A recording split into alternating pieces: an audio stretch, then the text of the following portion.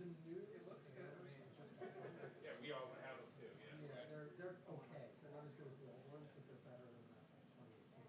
Yeah. Well, these are the new Apple chip ones, which are really fast. What I got, because I had like an extra Apple card, like and I couldn't find anything to buy, so I bought the portable charger. So it charges the watch and the phone off of one thing, and it's just, man, I love it. That's all I need to bring with me. But there's no battery on it, right? It's not a battery pack, but it's for like, when you're traveling. Oh, yeah. You put it on the nightstand, and you don't want to take a million different cables for the charger. They're making, supposedly they're making battery Clip on packs. the nightstand, yeah. It fits on the back magnetically. That's what I need. Supposedly it's coming.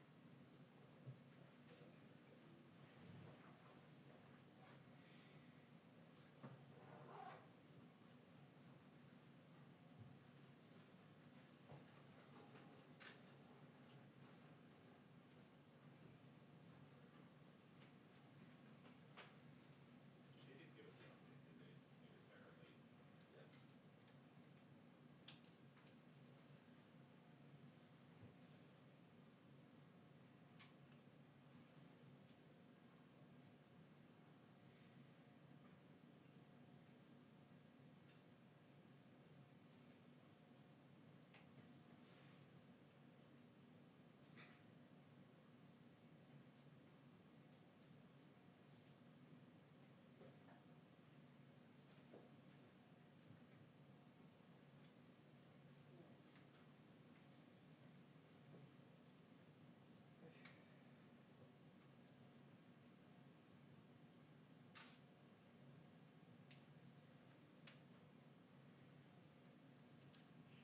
Two-minute warning on the press briefing. 2-minute warning on the press briefing. Thank you.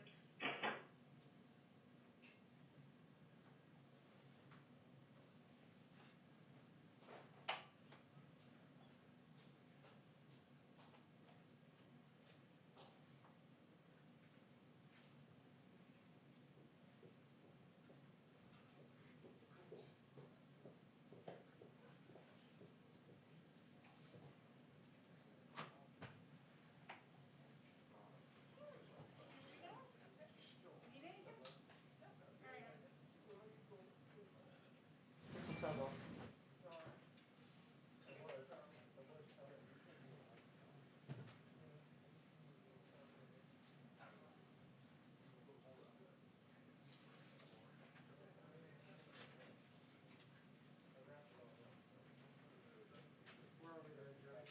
3, 2, 1, start.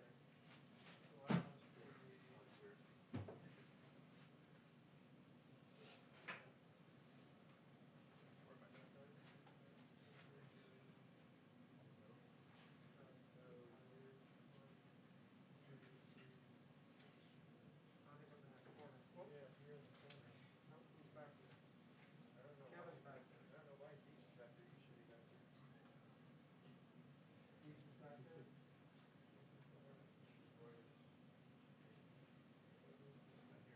Kevin, you got anything right here? That's top one. Of course. Yeah, what do you got? We good? Kevin's in the right spot. Cocktail? Doug, you can stand right in the middle. He's in the right spot. I'm not Photographer of the year. Oh, yeah. You're photographer, you do whatever you want. Yeah. You can come up here if you want. Actually, we stand, Doug, if you need a better camera, I can give you my iPhone. That would be great. I might learn something. Hey, Doug, happy birthday. Hi, everyone. Hello. Okay. I have quite a few things at the top. Lots of news happening here at the White House. Today, in our COVID team's weekly meeting with the governors, we announced another supply increase for states, tribes, and territories from 14.5 to 15.2 million doses per week. This is up from 8.6 million when we came into office. Furthermore, states are also receiving 2.8 million of the Johnson & Johnson vaccine this week, so they are receiving a total of 18 million doses. Later today, President Biden will deliver remarks on the status of our COVID-19 response. and he will announce an unprecedented historic step. The two largest healthcare and pharmaceutical companies, Merck and Johnson & Johnson, usually competitors, are coming together to expand production of the vaccine, Johnson & Johnson's vaccine drug substance, as well as increase its fill-finish capacity. They will enter into a historic manufacturing partnership to expand that, I should say. The U.S. government will facilitate this partnership in several key ways, including invoking the Defense Production Act to equip two Merck facilities to the standards necessary to safely manufacture the vaccine, and asking the Department of Defense to provide daily logistical support to strengthen Johnson & Johnson's efforts. And of course, I'll have more to say on that later this afternoon. Also today, the Biden-Harris administration is announcing key conclusions from an intelligence community assessment on the poisoning of Alexei Navalny, as well as measures to hold Russia accountable for this action. The intelligence community assesses with high confidence that officers of Russia's Federal Security Service used a nerve agent to poison Russian opposition leader Alexei Navalny on August 20th, 2020. The use of any chemical weapon directly violates international legal obligations and norms of civilized conduct, and our actions today fall into a number of categories and reflect a whole of government response. We are also working with Congress to ensure we're faithfully implementing the Chemical and Biological Weapons Act. Today, the United States is announcing sanctions on 7 senior members of the Russian government, an expansion of sanctions under the Chemical and Biological Weapons Control and Warfare Elimination Act, new export restrictions on items that could be used for biological agent and chemical production, and visa restrictions. And the Department of State, Commerce, and Treasury will also have releases out shortly with further details. As a demonstration of our transatlantic unity and cooperation with partners over the ocean, many of the actions we are taking mirror the steps the EU took in October and match additional EU measures being taken today. We also reiterate our call for the Russian government to immediately and unconditionally release Mr. Navalny. I know you're all interested in what we're doing on the American Rescue Plan and how we're engaging with members of Congress, so I have an update for all of you. President Biden and his team continue to engage closely with congressional leadership and members of the about the American Rescue Plan, including with Republicans.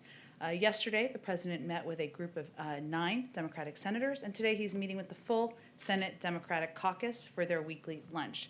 In the past 2 weeks alone, we've engaged with over 375 members and offices, over 100 of which were bipartisan engagements, and our COVID team has also started bi-weekly bipartisan member briefings with the Senate and House, where, of course, we talk about the American Rescue Plan and the impact it can have.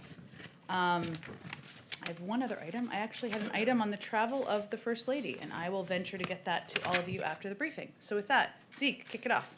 First on this Merck J&J deal, what role did the President or the White House have in making this partnership happen? Obviously, the GPA is getting the details done, but how did these two companies come together?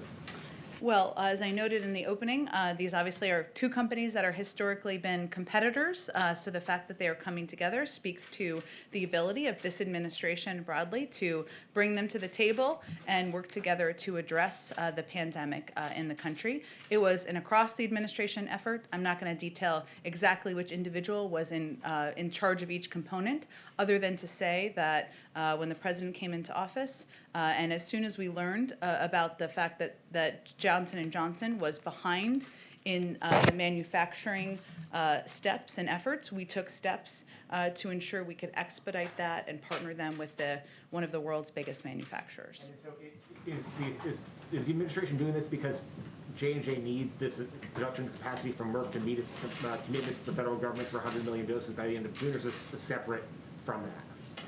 Well, certainly our objective is to build on the incredible announcement that we now have 3 vaccines that the American people can have access to, can use to vaccinate them from and protect them from the virus. And we learned early on that they were, or not early on, but in the recent days, it's all relative, that they were behind on their manufacturing capacity. And so we took steps to ensure we could capitalize on the scientific breakthrough. But this was necessary for the company to meet its commitments to the federal government? I wouldn't put it in those terms, Zeke. I would just say that it was a step that helps ensure that Johnson & Johnson's vaccine can be, the production of it can be expedited, that the manufacturing of it can be expedited, and that's, of course, good news for the American people. On vaccines, yesterday the topic of sharing vaccines came up in the President's conversation with the President of Mexico. The President said he was going to talk about it in that conversation. Is the President open to flexibility in terms of sharing these vaccines now with longtime American allies? And what is the threshold at which the President will start exporting some of these American-made vaccines overseas? Well, that's diplomacy in action right there. The President's been at it for a long time, but the President did not make any commitments, nor did he give a timeline. His focus is on ensuring the American people are vaccinated. And yes, now we have more than enough doses. We will have more than enough doses to vaccinate the American people, but there are a couple of factors that our team looks at, including the fact that we don't know which vaccine will be most effective on children. We don't know the impact of variants, still under consideration and being looked at by our health and medical experts. We are, of course, securing all of these doses so we can plan for a range of scenarios. We have contributed to COVAX, which is the international coordinating body, to help provide assistance around the world. And certainly, when we get to the point where the majority, where we have vaccinated the American public, of course, we want the global community to be vaccinated. That makes us all safer. We've heard from the scientists on some of these calls calling on governors not to roll back mask mandates and other restrictions on public gatherings. Looks like Texas and some other states are in the process of rolling back some of those very restrictions right now. We've not really heard from the President on that. Should we expect to hear from the President? Has the President been directly lobbying governors and state officials against rolling back these in private? And then should we expect to hear from him publicly going forward, encouraging the American people to follow his guidelines but not their governors? Well, I will say, having traveled with the President to Texas on Friday, he made clear that we need to be vigilant, and that's also what Dr. Walensky conveyed over the last several days. It may feel a little bit better out there. That's good news. If you go to the grocery store, there's more toilet paper on the shelves. There's more Clorox wipes on the shelves. It's getting warmer out there. More people are getting vaccinated. People feel better. That's a good thing. But we need to remain vigilant. We are still at war with the virus. The President, of course, will continue to convey that publicly and also privately in his conversations. Let me see. Brett, go ahead. Thank you, Jed. Just a couple of questions on the partnership. Can we expect, and what is the timeline by when we can expect the first vaccine to roll off of the lines of Merck's facilities? And has Merck started working on this new vaccine already? I would expect there'll be more details from the Department of Health and Human Services on the contract and the specifics later this afternoon after the President's announcement. And you mentioned that that the government has or is willing to invoke the DPA. Can you give us any more details on that? We did invoke the DPA in order to alleviate two of the biggest bottlenecks facing Johnson & Johnson. One is fill finish capacity, which is actually kind of the top that's put on these bottles of vaccines. And the other is drug substance availability, which is some of the components that make up the ingredients in the vaccine. So those were pieces that are steps. We invoked the DPA in order to implement those particular pieces. But the other piece that we are focused on here is ensuring that the Merck facilities are up to capacity of what's needed to manufacture the Johnson & Johnson vaccine. And the production here, will that be used for use in the United States, or is it earmarked for global use? How will the vaccines be used once they are Well, we have ordered a set number of about 100 million vaccines. There's a contract that was in process before these steps were taken. So that's what these actions will be focused on. And one question on the COVID rescue package. Then. Does President Biden and the White House feel any need to perhaps reduce the unemployment benefits in the bill? As you're aware, lawmakers such as Senator Manchin support a lower threshold in many ways, $300 over $400 per week. What is your position on that? Well, the President obviously had a discussion with a number of senators just yesterday. Senator Manchin was certainly one of them, and he's long said that he would be open to hearing ideas that make the bill and the package stronger. It's an ongoing process, but I don't have anything more to read out in terms of their conversation. Go ahead. Jen, on Russia and Navalny and the sanctions that you just announced at the top of this briefing here, the Biden administration didn't punish Mohammed bin Salman directly for Khashoggi's death. You're not punishing Vladimir Putin directly for Navalny's imprisonment, only those around them. So how is that going to deter these leaders from this behavior in the future? Well, I would say first that our national security team, as it relates to Saudi Arabia, let me take these pieces slightly separately, Peter. Made a determination that from the moment the president came into office, we were going to treat that relationship differently. And we did not wait for the release of this unclassified report. By the way, it didn't have much information you didn't know, or NBC and other outlets were not reporting previously. It confirmed what we have long known, that an innocent reporter doing his job, committed to telling the truth, was killed in a horrific crime. Our objective is to recalibrate the relationship. We took a number of steps, including releasing this report, including ceasing our support for offensive operations in Yemen, including ensuring engagement was counterpart to counterpart, and also pushing for the release of U.S. citizens and human rights activists who were released. We also took additional steps last week, which were determined by our national security team were the right steps to deter and to change the behavior moving forward. Those included sanctioning the former deputy head of General Intelligence. It included imposing visa restrictions on 76 Saudi individuals. It included designating the Saudi Rapid Intervention Force, which is a crucial step because it structurally addresses an unacceptable pattern of targeted monitoring, harassment, and threats to journalists and dissidents. And it included the Khashoggi rule. And our conversations with the Saudis at every level make clear that we expect additional reforms to be put in place, that their behavior will change. We've seen some evidence of that, but we will continue to press on that moving forward. But ultimately, this is on the back of the new announcement as it relates to Russia right now. So if you don't do anything that directly touches MBS or Vladimir Putin, why do you expect those leaders to stop this behavior?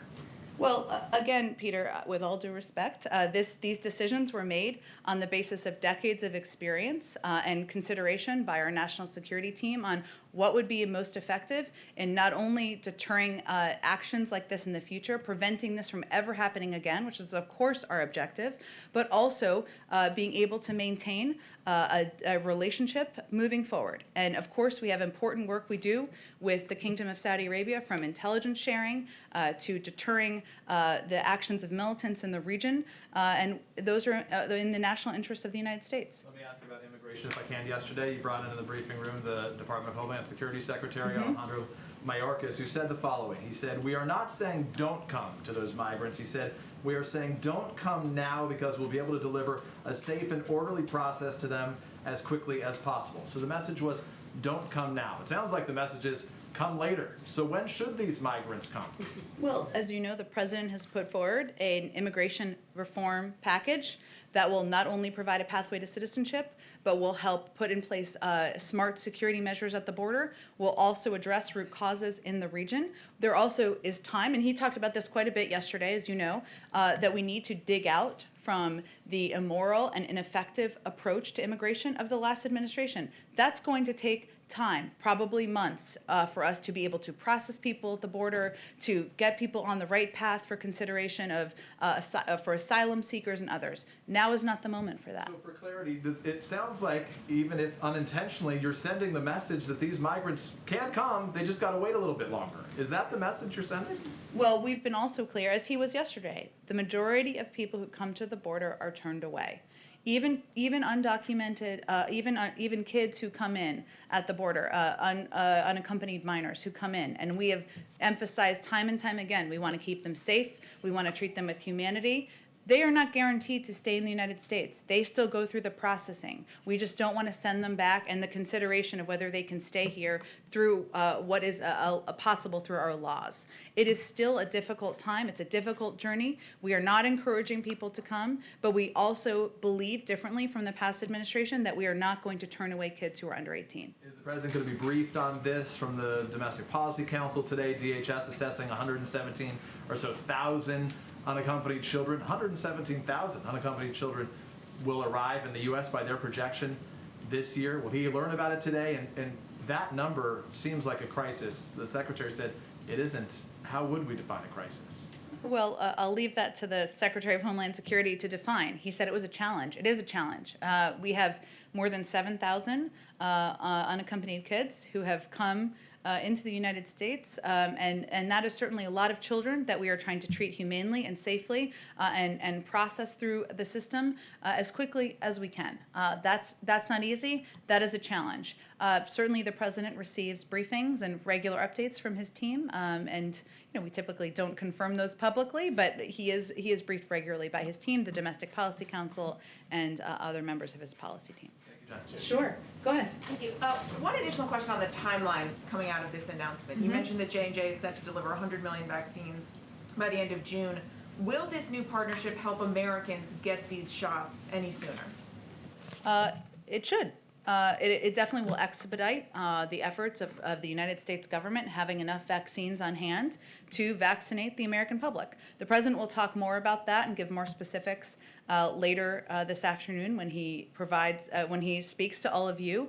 But certainly, having 3 vaccines approved by the FDA, the fact that we have taken these actions, we have used the full power of the federal government to expedite the manufacturing, that certainly should expedite the process and should make vaccines more readily available to Americans. And one question on the First Lady. You mentioned her travel. She is set tomorrow to go out and tour some schools with the new Education Secretary. Wondering if you have any additional preview on this. I think she's visiting 2 schools that have found a way to reopen. Will she be speaking to some of the challenges that communities across the country are facing now as they deal with this? She will be. She'll be traveling. That's what I was intending to provide more detail on at the top. I must have moved the paper out of my binder here, but she will be traveling with the Secretary of Education, who is just confirmed, as you all know. They will be having a conversation with at these schools that they're visiting that have reopened about what has been effective, what has worked, what are the lessons learned, what do they need more assistance with, and certainly that is information that they will take back with them after these visits they're doing tomorrow. That Secretary Cardona, his #1 priority is reopening schools, and so certainly taking a trip with the First Lady is an indication of his commitment to that. Go ahead. Thanks, Jen. A question about Governor Andrew Cuomo. Vice President Kamala Harris was one of the most vocal critics of Justice Brett Kavanaugh, of Senator Al Franken when they faced similar allegations. She said repeatedly, "I believe them, the women," but she hasn't said anything about the 3 women who are accusing Governor Andrew Cuomo, and now this 3rd accuser, Anna Rush, she actually worked for the Biden-Harris campaign. So at what point is the first female vice president going to say something about this? Well, I know that's how the vice president continues to feel, and the benefit of doing a briefing every day is that I can certainly speak on behalf of the president and the vice president. And so let me reiterate that they both believe that every woman coming forward should be heard, should be treated with dignity and treated with respect. As you all know, the New York Attorney General will oversee an independent investigation with subpoena power, and the governor's office said he will fully cooperate, and we certainly support that moving forward. But as you know, it's one thing to hear it from you, and it's appreciated, but it's another thing to hear it from the vice president or the president himself. Can we expect to hear from either of them on this topic anytime soon? Well, again, I'm speaking on their behalf. That's how they feel. They're personally both view this as a situation where all of the women coming forward should be treated with dignity and respect and should have their voices heard, and that's the representation of their points of view.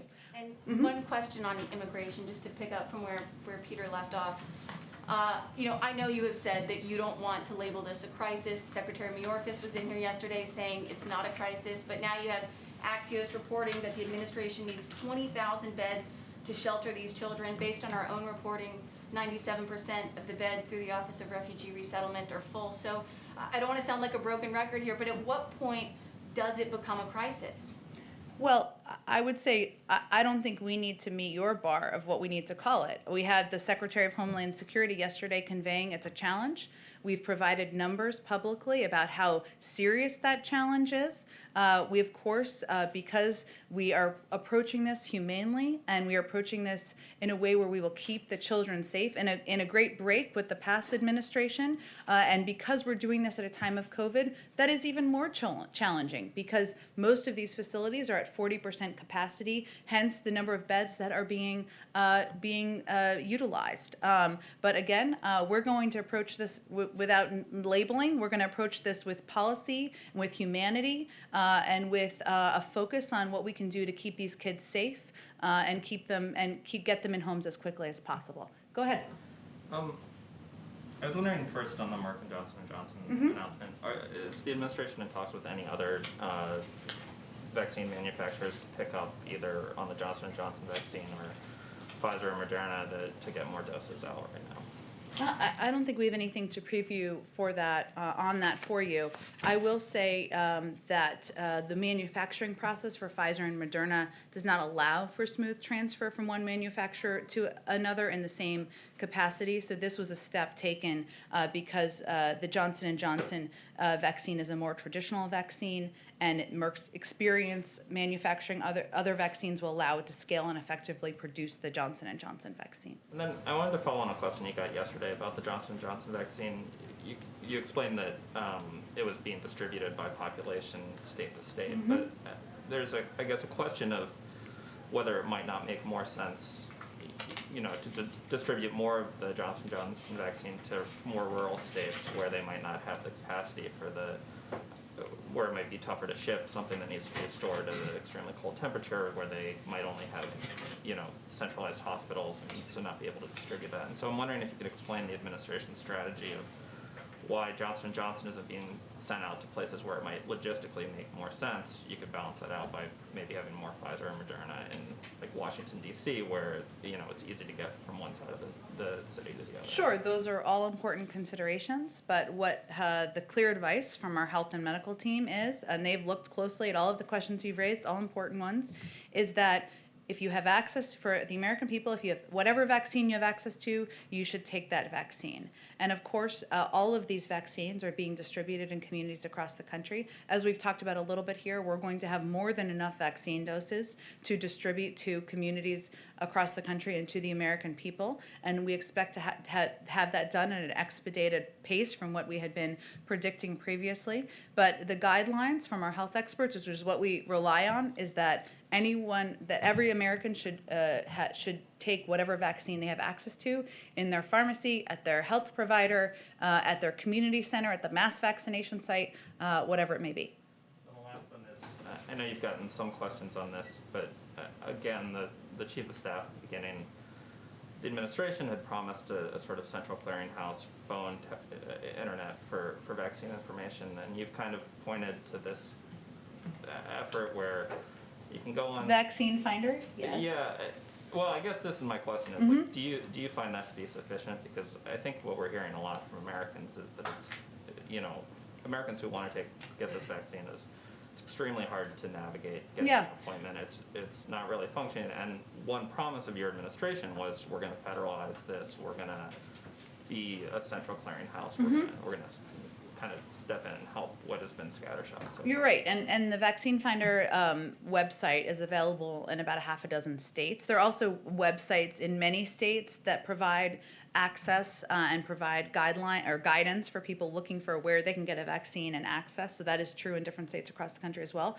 But one of the things we've also found, and the prism at which we're looking at this through, is that it's not just about people being able to go on websites. People also don't all have access to the internet, including many people who are in communities where there's higher level of vaccine hesitancy, or rural communities. And so we've also taken a number of steps: call centers, proactive outreach to communities from health centers to get people to come and take the vaccine, because a website is not going to be the silver bullet that solves everything. It's a pilot, and so our intention is to expand it, but it's not going to be the only thing that helps solve this for the public.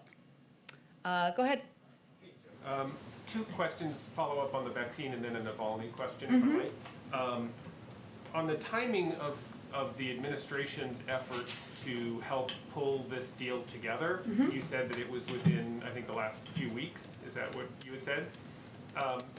We wrote our first story at the New York Times about a possible partnership between Merck and J&J for manufacturing on January 21st. That was when it published. So, and my understanding is that talks between those companies had been in the works before that, even in terms of sort of the corporate discussions between them. So I mean, could you help explain how it is that the Biden administration deserves credit for bringing these two together when it looks like the discussions had been underway long before you guys got here? Well, Mike, just to be clear, I'm talking about when it was finalized so that we could move it forward. Of course, there are conversations between companies, but in terms of getting it to a point, and obviously the Johnson & Johnson vaccine was only approved last weekend, right? And we were waiting on the FDA to make the final approvals of the vaccine. But there's a difference between conversations and it moving forward and the use of the Defense Production Act, which is something this president and not the prior president committed to invoking, and also the commitment to help upgrade the help get the manufacturing facilities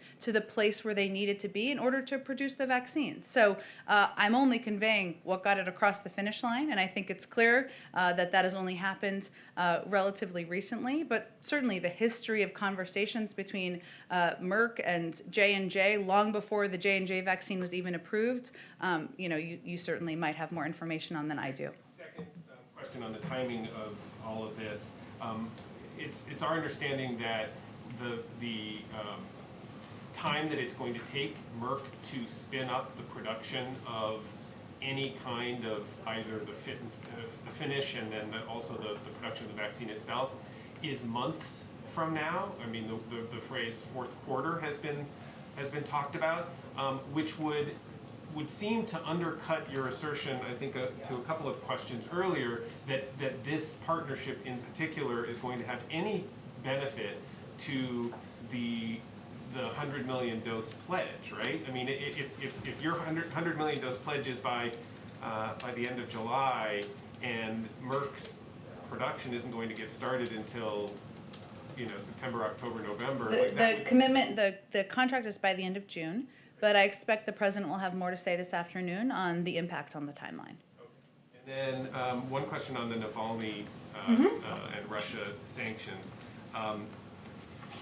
The Russia was sanctioned in very much the same way in the wake of the previous poisoning that was attributed to Putin and the Russian government, and those sanctions essentially were ignored, right? I mean, we now have the Navalny poisoning that came despite the sort of series of similar sanctions that were imposed. So I guess the question is, and I think maybe Peter had a similar question, but what is it that gives your national security team a level of confidence that some different outcome is going to happen from essentially doing the same thing that was done before? I mean, is there something that we all don't know about why this is going to be effective, these limited steps, when essentially they weren't effective before? Well, first, the announcement we're making today was done in harmony with the EU announcement.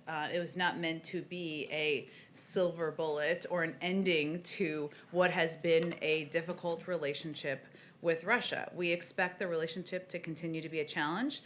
We're prepared for that. And we're neither seeking to reset our relations with Russia, nor are we seeking to escalate. There's also an ongoing process, as you know, to consider a number of steps of concerning behavior taken by the Russians that is still ongoing. And we made this announcement because we wanted to do it in a timeline aligned with the European Union, which does send a powerful message. But we're not naive about the challenge. We continue to believe it's a challenging relationship. The president made that clear and made clear what our focus is when he spoke with President Putin, and that review is ongoing. And we, of course, reserve the right to take additional steps and take additional actions at the conclusion. So just one final thing. So is that essentially a concession that you recognize that the steps taken today are not likely to prevent further attempted assassinations by Putin or the regime? No, I appreciate the option. I'm certainly not making that concession. I'm conveying that it was taken today in order to be in the same timeline as the European Union. There is an ongoing review. We reserve the right to take any additional actions at the conclusion of that review. And just reiterating that the tone and the tenor and the type of relationship that this president intends to have with President Putin will be quite different from the last administration. Go ahead. Yes, Jen, sort of following up on that, you had mentioned also being able to maintain a relationship moving forward with Russia despite the sanctions.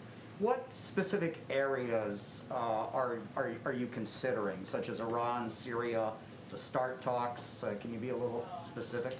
Well, we, of course, we already signed the extension on New START a couple of weeks ago. That is a good example, and that is an example of where engagement is in the interest of the United States and in our national security interests. There are also areas, some of which you touched on. Of course, depending on where things land with the invitation for diplomatic talks on Iran, Russia is a P5+1 partner. They were as we pursued the JCPOA under the Obama-Biden administration, and they certainly would be a key partner if that diplomatic process were to move forward. So the point is, there are areas where we disagree. There are areas where there's significant challenge. There are also areas where we are going to work with the Russians, as we would with most global partners, when we need to take steps that are in the interest of the United States. And just one more, if I may, some unfinished business with Democratic Party lawmakers who are still peeved about this lack of congressional notification. Senator Tim Kaine says, I learned about it on the news, and he's a member of the Armed Services and Foreign Relations Committee. He says, I don't think I should be learning about it this way. What do you say to Senator Kaine and others who are upset on the Hill? Well, I know that statement was from a couple of days ago. I would say that there were notifications done of committee chairs. I don't have any more specifics on that. There was also additional notifications and conversations that happened on Friday, and we've made an offer of classified briefings for anyone who would meet that bar. Senator Kaine is a important partner for this administration. He's somebody the president has known for quite some time, and we look forward to continuing to work with him on a range of issues. Go ahead. Thank you. Either we're not going anywhere. Go ahead. Okay. We're seeing a couple questions on COVID. We're seeing reports out of Kansas and Missouri that small rural areas are receiving large quantities of doses, and that larger urban areas are receiving smaller shipments of doses relative to their populations. And so I'm wondering if the White House is satisfied that state and local governments are doing what they need to do in terms of ensuring vaccine equity. Well, we certainly track when we see for example, if there were one of the vaccines that were distributed primarily into certain demographic communities or neighborhoods, that would be a concern to us as well. We track that closely. I'm not familiar with these specific issues, but it is something that our COVID team looks at, and as there are issues, they raise them directly with state leaders. On mobile vaccination sites, I'm wondering what the federal role is, and if the federal government is helping to select the sites that these mobile sites are going to. We are working in close, as I noted a little bit earlier, our COVID coordinator, Jeff Zients, has a weekly meeting with governors where he provides an update, they have a discussion, we're also involved and engaged with local and state leaders on a regular basis, and certainly mobile vaccination sites and the implementation of those and where they can most effectively be utilized is something that is part of that discussion. I'm wondering what the administration is doing to avoid some of the problems that might arise with the J&J vaccine that have plagued the AstraZeneca vaccine in Europe, where in Germany and France, the AstraZeneca vaccine seems to be treated as a secondary vaccine or a second choice because of the perception that it has a lower efficacy rate. Is there a concern that might be an issue with the J&J?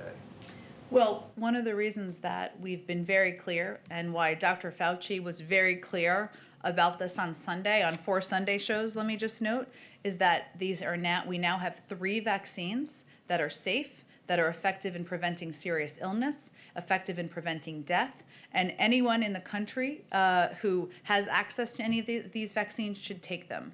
But it is certainly something that we are aware of in terms of that concern, and we are going to continue to communicate broadly and through a range of channels how effective all of these vaccines are.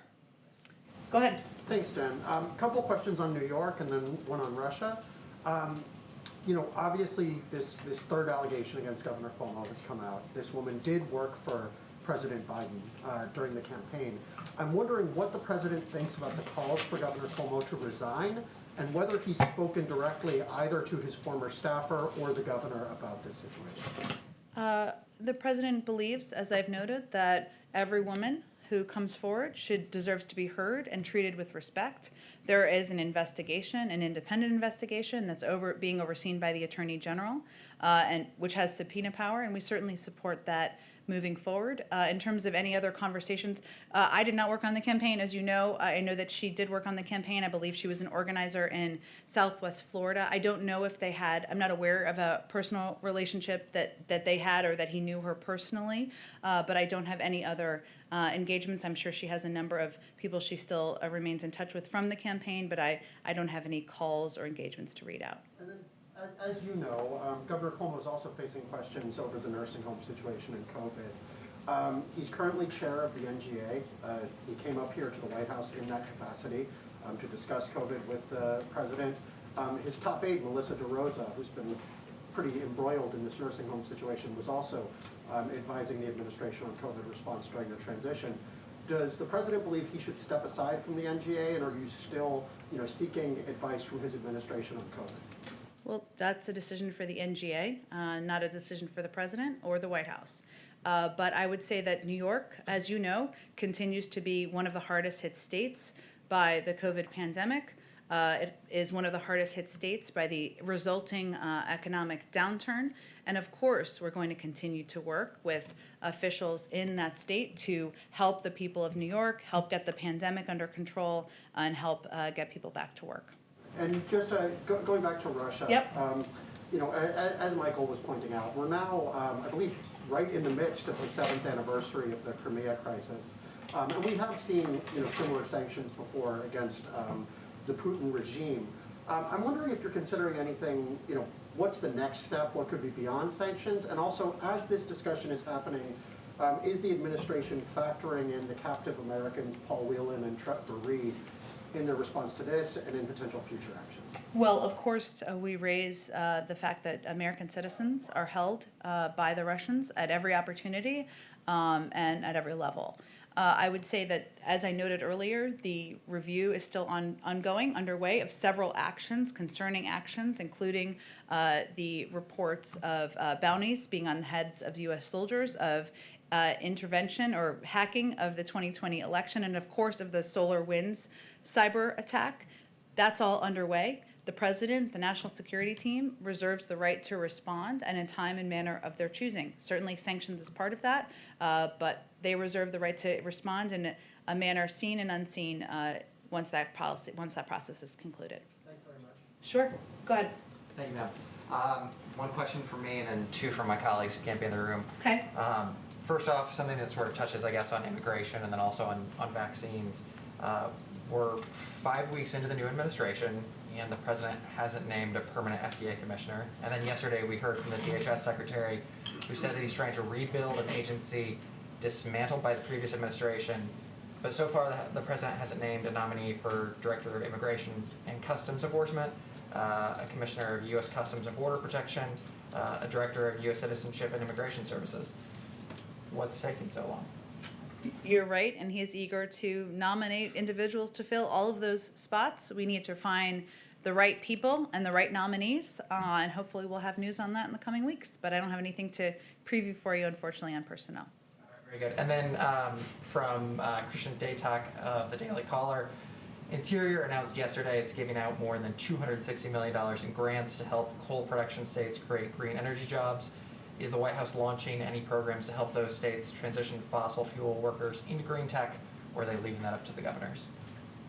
I'm not familiar with the Interior program. I'm happy to certainly check on that. As I've noted in here before, the president is committed to moving forward on the rest of his Build Back Better agenda. We're going to wait until we're through the American Rescue Plan, and that is signed into law. Direct checks are going out to the American people, more money to get vaccines into arms. Schools are starting to reopen with money. So that's our focus now. But he believes that we can invest in areas like infrastructure and do that in a way that creates good-paying green jobs that are good-paying union jobs. And so I have nothing more to preview other than that remains his commitment. Similar question, similar agenda issue type question from Ella Nielsen of Vox. She's wondering where House Democrats' anti-corruption voting rights bill, H.R. 1, falls on the Biden administration's list of priorities. Well, it is certainly, I believe we put out a statement of administration policy yesterday. If not, it's coming soon. So, but I believe we put it out yesterday. And the administration and the president remains committed to protecting the fundamental right to vote and making it easy for all eligible Americans to vote. That's something he talked about on the campaign trail, and that's why we need to pass reforms like H.R. 1, the For the People Act, and restore the Voting Rights Act. And so it is a priority to the president, something he'll be working with members of Congress to move forward on. Quick follow-up Go from ahead. my question yesterday in Okay. terms of the virtual visitor logs. Sure. You released the names of the Democratic senators who were speaking with the president virtually. Is there any discussion about making that standard operating procedure, as in he has a virtual meeting, you release the names, or should we expect to ask you each time there's a meeting? We proactively, I can't even think of a meeting we haven't, but we plan to proactively release, as we did yesterday. I think when I said that, it was released while I was up here, which is sort of a magical moment, but I didn't really have anything to do with that. We were intending to release the names. We will release the names of members that he meets with. Certainly we believe in being transparent and making that available to all of you. Of course, today it's a meeting with the caucus, so that is whoever attends that. I don't have that list. You'd have to talk to the leadership about that. Go ahead. Oh, thank you. So this is a little phone a friend on the First Lady's trip that I can give more details on, but go ahead. Hi, Owen Jensen, EWTN Global Catholic Network. A couple of questions, if I may. First, pro-life groups right now very concerned about the phrase pregnancy discrimination in the Equality Act. You're familiar with that, I'm sure. That it would force doctors to perform abortions even if it violates their conscience. There are also concerns the bill would force doctors to perform gender transition surgeries and sterilizations again, even if it violates their conscience. What does President Biden, say about those concerns? The president's been a long supporter of Roe v. Wade. It has been his consistent belief that should be law, and he will fight to continue to protect that as being law. Conscience concerns is not a concern of his? No, I think, again, I'm just going to state what the president's policies are. Did you have another question? Will President Biden keep the Conscience and Religious Freedom Division at HHS, the office that was put in place under President Trump, will he keep it in place to receive conscience complaints from those doctors? You'll have to talk to a future Secretary Becerra once he is confirmed. Quickly, on another subject, on education. Every day that goes by, some kids are in school year-round. They have been, for example, in Nebraska. Kids have been in school since day one back in August. In other states, strictly virtually. The education gap is widening, no doubt about that. When fall rolls around, if some schools are still not in person full-time, would the president accept that, or will he have a firm deadline in mind to get his kids back in the classroom? Well, the president wants schools to be back in the classroom. His wife is a teacher. He believes that not only do students want to be in school, but teachers want to be in school, and he wants them to be open 5 days a week.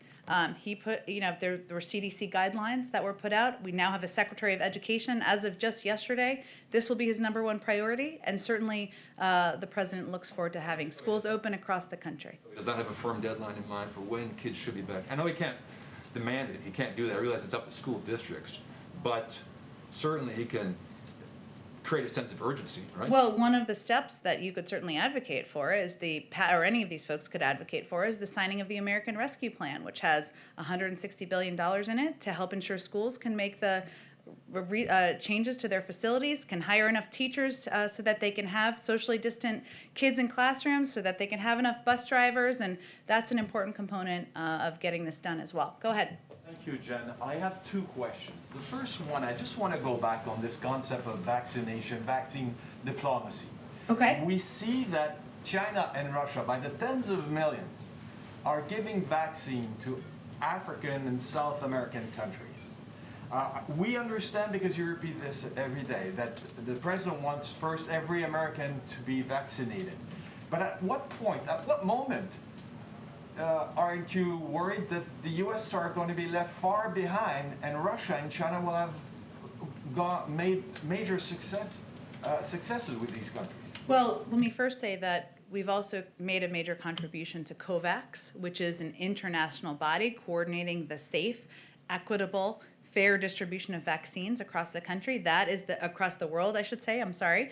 That is the mechanism and the body that we feel this should be done through. They also ensure that these vaccines reach the standards and meet the standards that we would fully expect them to meet. Of course, we're concerned by Russia and China using vaccines to engage with countries in a way where they're not holding them at times to the same standard the United States and a number of other countries would hold them to on human rights, on freedom of speech, freedom of religion, freedom of media even. Of course, that's a concern. But the president's focus is on ensuring the American people are vaccinated. Once we are, and of course we look forward to engaging with and continuing to engage with and contributing to the global community's effort to do that. But our first priority is vaccinating the American people. And my second question is on FBI Director Chris Wray in Congress today. Acknowledged, recognized, said that what happened on January 6th at the Capitol was domestic terrorism. It sounds like the review is done. The review you talked about a month ago, remember Canada. I do remember, but the president also called it domestic terrorism on January 6th. So he agrees. The review is not concluded. That's a 100-day review. They're looking at not just one incident, but many incidents. They want to do it comprehensively, not through a political lens. And when that's concluded, I'm sure we'll have more to say. So you're not ready yet to say, just like Canada a month ago, that the Proud Boy is a terrorist organization? Again, I think that we're going to conclude the review. We're looking at organizations, white supremacist organizations, a range of organizations across the country and their impact. We're not looking at individual incidents on their own. It's important that it's a comprehensive review. When that review is concluded, we'll have more to say. Go ahead. Thank you, Oh, Jen. we'll come back to it. Two vaccine questions, Sure. and one from someone who's not in the room because of all of the social distancing. On the vaccine questions, if there are state, local governments, hospital systems who are having real problems with their websites and their implementation of vaccine registration systems, is the federal government offering assistance, technical contractor support, maybe using the Defense Production Act to require a federal contractor in the technology space to help them out? Is there, what's being done to help sort of fix some of these technical challenges that state and local governments are having? It's an interesting question. I'm not aware of our engagement on IT support directly, I think, which is what you're asking about with state and local governments. Obviously, I'm sure there's a lot of traffic in certain places, and that may have an impact. I can see if there's more we can convey on that. And following up somewhat to a question from a little bit earlier, if there are areas where it seems like a governor may be giving preferential treatment, say, to an area where there are more people who vote for one political party or another in terms of the allocation of the vaccines and the location of sites, is there anything that the federal government can do directly to sort of steer more vaccine doses to locations where the governor may not be allocating them? Well, one of the things we saw when we went to the Pfizer facility, and this is true for every vaccine, is that they're tracked. We know where they go. And we certainly know if vaccines are going more heavily to one part or one demographic over another. And that would certainly be a concern. It would be something we would raise directly with leaders in that state, but it is something that we watch closely. Are there any examples where that has happened, or would that be something you would, at this point, keep under wraps if it had happened? I think I'm not aware of specific incidents, but it is something we track and we watch closely. And I think our first step in those scenarios would be to raise it directly with leadership in the states. And a question I got from someone who's actually in California, who was asking whether or not the president plans on engaging in the recall and in support of the governor in the event that there is a recall election in the California gubernatorial race. We've expressed support for the governor, but I don't have any other plans related to the president to preview for you. Kristen, do you have another question? A question about Dr. Seuss, since it's maybe the only day that you can bring up Dr. Seuss in the briefing room. It is National Read Across America Day. It's also Dr. Seuss's birthday. Both former presidents, Obama and Trump, mentioned Dr. Seuss in their Read Across America Day proclamations, but President Biden did not. Why not? Well, first, the proclamation was written by the Department of Education, and you could certainly speak to them about more specifics about the drafting of it, but Read Across America Day, which, as you're right, has not existed forever, has only been around for a short period of time, elevates and celebrates a love of reading among our nation's youngest leaders, and the day is also a chance to celebrate diverse authors whose work and lived experience reflect the diversity of our country, and that's certainly what they attempted to do or hope to do this year. And as we celebrate the love of reading and uplift diverse and representative authors, it is especially important that we ensure all children can see themselves represented and celebrated in the books that they read. So does the omission have anything to do with the controversy about the lack of diverse characters in the author's books? Well, again, I think it is important that children of all backgrounds see themselves in the children's books that they read. But I would point you to the Department of Education for any more details on the writing of the proclamation. Go ahead. Did the president have any reaction to the passing of Vernon Jordan? I expect we'll have a statement out shortly, even maybe as we speak, but shortly about his passing. Yeah. Go ahead. A little bit of news on the media front. Your predecessor, Kayleigh McEnany, has just signed on as a Fox News contributor. Wondering if you have any good wishes for her, advice, and if she does have a show, if you'd be willing to go on. Sure. I've done Fox News Sunday twice now. I'm happy to go on a range of shows.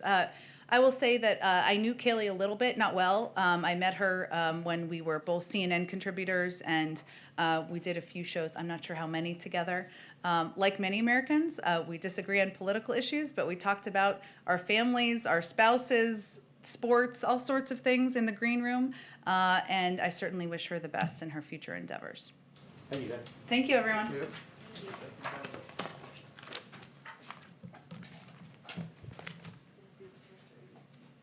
Oh, sorry. Can I do one more thing?